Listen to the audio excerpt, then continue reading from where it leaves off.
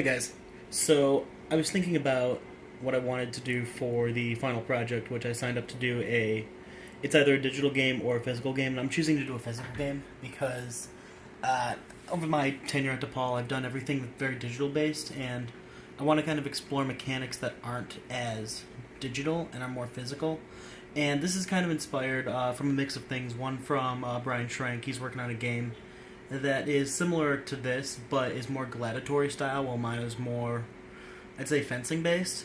Uh, so it's kind of exploring turn based mechanics in a real life scenario, and I'm going to turn it over to the drawing board in a second. But essentially, it's a game where you're going to have two people. They're each going to have on a vest, and on this vest is going to be three balls, tennis balls. And additionally, there's going to be another ball strapped to their head. And the goal is going to be to knock these balls off or touch them within the. It's either going to be time or turns allowed.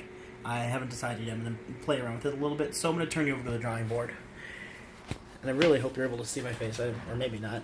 Kind of depends. Hair wasn't good today.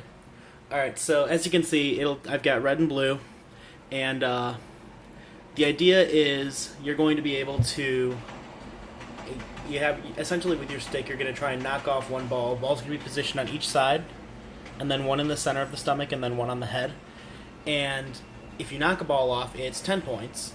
If you touch a ball, it's 1 point. And if for some reason you lose your ball by shaking it off yourself, I haven't decided if knocking it off is if someone else knocking it off deducts it. But at least losing your ball from a movement, not getting knocked off, is going to be minus 5 points.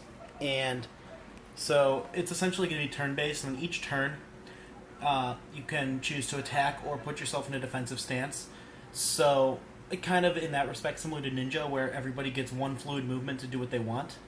You're going to get one fluid movement to either try and strike or defend, and the other person can, if you attack, choose to defend themselves. So if red was to attack blue in a sweeping motion, blue would be able to attempt to defend themselves. But the trick is, if you've put yourself in an attack position, you have to freeze there, so your defense might not get around in time, because once you move, you can only defend using your sword, which, unlike in Ninja, you can move to defend yourself, or to protect yourself. In this case, you'd only have your sword, so if your sword's all the way towards the ground, you might not get back in time. And I'm still playing around with that a little bit. The hope is that I'm going to have this stuff built within the next week or two, probably within the next week, and I'm going to start getting right into playtesting and prototyping and having people put the gear on and see what happens.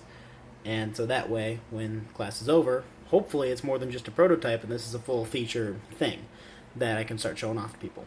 That's the plan I got. If you have any questions or comments, or maybe something you thought was similar and you have an idea, let me know. Thanks, guys.